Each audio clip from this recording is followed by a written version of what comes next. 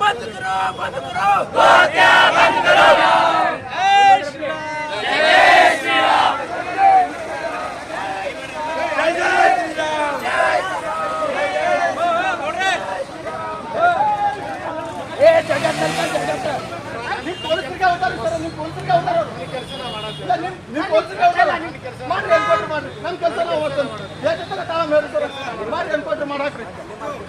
ಅಷ್ಟು ಮಂದಿಗೆ ನಿಮ್ಮ ಪೊಲೀಸರಿಗೆ ಹೊಡೆದಾರ ನಿಮ್ಮ ಸಲಕ್ಕೆ ನಿಮ್ಮ ಹುಡುಗರ ಸಲಕ್ಕೆ ನಮ್ಮ ಹುಡುಗರು ಹೋಗಿ ಹುಡ್ಕೊಂಡು ಬಂದಲ್ಲ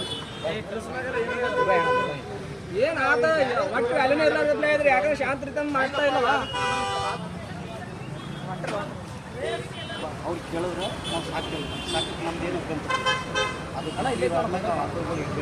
ಒಂದು ವೇಳೆ ಇರಲಿಲ್ಲೇ ನೀವೇ ಹೊಣೆಗಾರ ಆಗ್ತೀರಿ ನಾವು ಕಾನೂನು ಕೈ ನೀವೇನು ನಮ್ಗೆ ಪ್ರತಿ ವರ್ಷ ನಾವು ಮನವಿ ಪತ್ರ ಕೊಡಬೇಕು ನೀವು ಇದನ್ನೇ ಹೇಳಬೇಕು ಅದನ್ನು ಕಸಕ್ಕೆ ಹಾಕ್ಬಿಡ್ತೀವಿ ನೀವು ಮಾನವ ಕೊಡ್ತೀರಿ ನಿಮ್ಮ ಲೇಬರ್ ಒಳಗೆ ಕೊಡ್ತೀರಿ ಇಲ್ಲಿಗಲ್ ಕೆಲಸ ನೀವೇ ಸಪೋರ್ಟ್ ಮಾಡ್ಲತ್ತೀರಿ ಸಪೋರ್ಟ್ ನೀವೇ ಸಪೋರ್ಟ್ ಮಾಡ್ಲತ್ತೀರಿ ಇಲ್ಲಿಗಲ್ ಕೆಲಸ ಕಾನೂನು ಬಾಹಿರವಾದ ಕೆಲಸಕ್ಕೆ ಇವಾಗ ಏನು ಬಕ್ರೀದ್ ಕಡಿತಾರಲ್ಲ ವೇಸ್ಟ್ ಇರ್ತದ ಆ ವೇಸ್ಟ್ ತೆಗಿಲಿಕ್ಕೆ ನಿಮ್ಮ ಕಾರ್ಪೊರೇಷನ್ ವಾಹನಗಳಿಗೆ ಕಳಿಸ್ಬೇಕು ನಿಮ್ಮ ಲೇಬರ್ಗಳಿಗೆ ಹಚ್ತಿರಲ್ಲ ಕೆಲಸ ಕ್ಲೀನ್ ಮಾಡಿದ್ರು ಅಥವಾ ಹೊಡೆ ತೋಡೋ ಕೆಲಸ ನೀವೇ ಮಾಡ್ತೀರಿ ಹೊಡೆ ತೋಡೋ ಮುಚ್ಚೋ ಕೆಲಸ ನೀವೇ ಮಾಡ್ತೀರಿ ಈ ಇಲ್ಲಿಗಲ್ ಕೆಲಸ ಫುಲ್ ನೀವು ಸಪೋರ್ಟ್ ಮಾಡ್ತೀರಿ ಕಾನೂನು ನಿಷೇಧ ಕಾನೂನು ಇದ್ರು ಕೂಡ ಕಾನೂನು ಉಲ್ಲಂಘನೆ ಮಾಡ್ತಾ ಇರೋದು ನೀವೇ ಇವಾಗ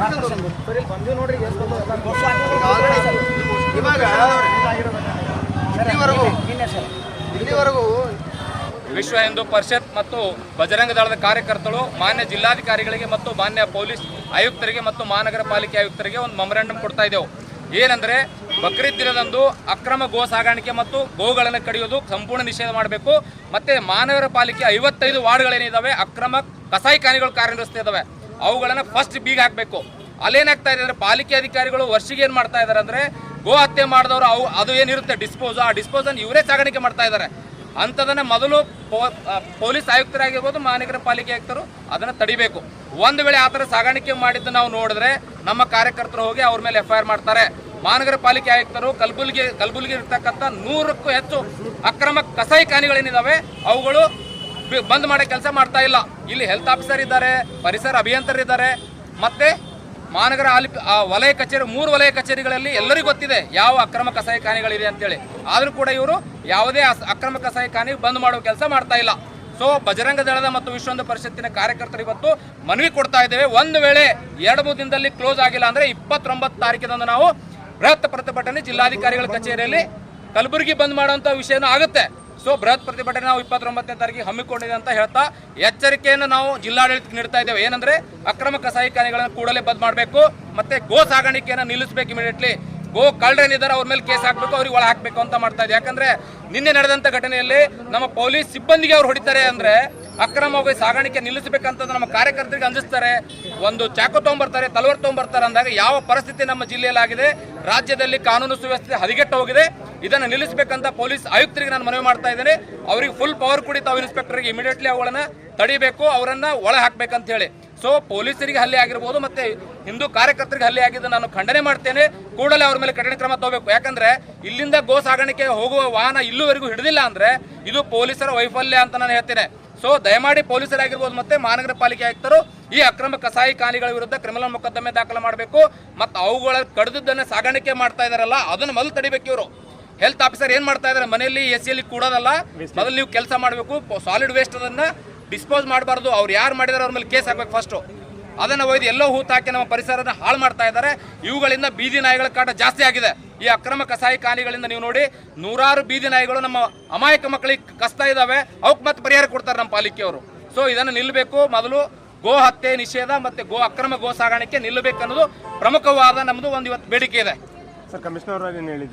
ಕಮಿಷನರ್ ಅವರು ಈಗ ಜಾಧವ್ ಅವರು ಬಂದಿದ್ದಾರೆ, DC ಅವರು, ಅವ್ರಿಗೆ ನಾವು ಮನವಿ ಸಲ್ಲಿಸ್ತಾ ಇದ್ದೇವೆ. ನಾವು ಇದೇ ಬೇಡಿಕೆ ಇಟ್ಟಿದ್ದೇವೆ, ಏನಂದ್ರೆ ಕಸಾಯಿಖಾನೆಗಳನ್ನು ಮೊದಲು ಕೀಲಿ ಹಾಕಬೇಕು. ಸೊ ಏನ್ ಹೇಳ್ತಾರೆ ನೋಡೋಣ. ಅವರು ಕಮಿಷನರ್ ಬರ್ತಾ ಇದ್ದಾರೆ. ಅದೇ ನಾವು 29ನೇ ತಾರೀಕಿಗೆ ಬೃಹತ್ ಪ್ರತಿಭಟನೆ ಮಾಡ್ತಾ ಇದ್ದೇವೆ. ಕಲಬುರಗಿ ಕೂಡ ಬಂದ್ ಮಾಡುವ ಮಾತುಕತೆ ನಾವು ನಡೆದಿದೆ. ಎಲ್ಲರೂ ಕೂಡ ಕಲಬುರಗಿ ಬಂದ್ ಮಾಡಿ ಒಂದು ವೇಳೆ ಇವರು ಕ್ರಮ ತಗೊಂಡಿಲ್ಲ ಅಂದ್ರೆ 29ಕ್ಕಂತೂ ಬೃಹತ್ ಪ್ರತಿಭಟನೆ ಈಗಾಗಲೇ ನಿರ್ಧಾರ ಆಗಿದೆ. ನಾವೆಲ್ಲರೂ ಮಾಡ್ತಾ ಇದ್ದೇವೆ. ಇದಕ್ಕೆ ಸಾವಿರಾರು ಕಾರ್ಯಕರ್ತರು ಬರ್ತಾ ಇದ್ದಾರೆ. ಇವರು ಮಾಡಿಲ್ಲ ಅನ್ನೋ ಅದು ಕೆಲಸ ಮಾಡ್ತಾ ಇದ್ದೇವೆ. ಯಾಕಂದ್ರೆ ಇವ್ರು ಬರೀ ಹೇಳ್ತಾರೆ, ಆಶ್ವಾಸನೆ ಕೊಡ್ತಾರೆ, ಹೋಗ್ತಾರೆ. ಸೊ ಯಾವುದೂ ಮಾಡ್ತಾ ಇಲ್ಲ. ಪ್ರತಿ ವರ್ಷ ಸಾವಿರಾರು ಗೋಗಳು ಮಾರಣ ಹೋಮ ಆಗ್ತಾ ಇದೆ. ಇದೇ ಪಾಲಿಕೆ ಆಯುಕ್ತರು ಒಂದು ರೇಡ್ ಮಾಡಿದಾಗ ಮನೆಯಲ್ಲಿ ಎಲ್ಲಿ ಬೇಕಲ್ಲಿ ನಮ್ಮ ಗೋ ನಮ್ಮ ಮಾತೆಯನ್ನು ಕಡ್ದು ಬಿಸಾಕಿದ್ರು. ಅವ್ರ ಮೇಲೆ ಕೇಸ್ ಆಗ್ತಾ ಇಲ್ಲ, ಒತ್ತಡ ಹಾಕ್ತಾರೆ ನಮ್ಮ ರಾಜಕಾರಣಿಗಳು. ನಾಚಿಕೆ ಆಗ್ಬೇಕು ಇವರಿಗೆ. ಯಾಕಂದ್ರೆ ಒತ್ತಡ ಹಾಕ್ತಾರೆ, ಅವ್ರಿಗೆ ಬಿಡ್ರಿ ಅಂತಾರೆ. ನಿಮ್ಮ ಕಾರ್ಯಕರ್ತ ಇದೆ ಅಂದ್ರೆ ಗೋ ಹತ್ಯೆ ನಿಷೇಧ ಕಾಯ್ದೆಯಲ್ಲಿ ಹೋಯ್ತು. ಹಂಗಿದ್ರೆ ಕಾಯ್ದೆಯನ್ನ ಜಾರಿಗೆ ಮಾಡೋದು, ಸಂವಿಧಾನವನ್ನ ಕಾಪಾಡೋದು ನಿಮ್ಮೆಲ್ಲರ ಕರ್ತವ್ಯ ಆಗಿದೆ. ರಾಜಕಾರಣಿಗಳಿಗೆ ನಾನೊಂದು ಹೇಳಕ್ಕೆ ಇಷ್ಟಪಡ್ತೇನೆ, ಈ ಅಕ್ರಮ ಗೋ ಸಾಗಾಣಿಕೆಗಾರರ ಮೇಲೆ ನೀವು ಅವ್ರ ಮೇಲೆ ಕೇಸ್ ಹಾಕ್ಬೇಡ್ರಿ, ಅವರನ್ನು ಬಿಟ್ಟು ಹೋಗಿ. ಅಂದ್ರೆ ನೀವು ನಿಮ್ಮಂತ ನಾಚಿಕೆಗೇಡಂತ ಸಂಗತಿ ಇದು ಯಾವುದೂ ಇಲ್ಲ.